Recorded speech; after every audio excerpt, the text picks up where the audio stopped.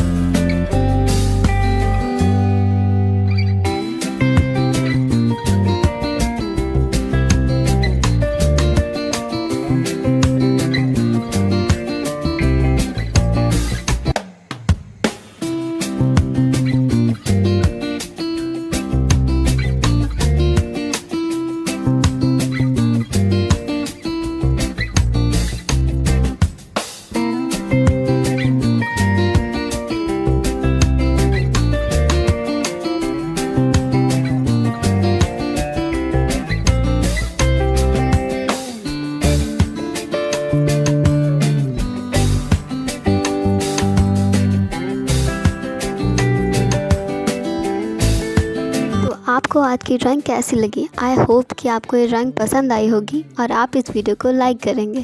तो चलिए मिलते हैं कल एक नई वीडियो के साथ, तब तक के लिए बाय बाय।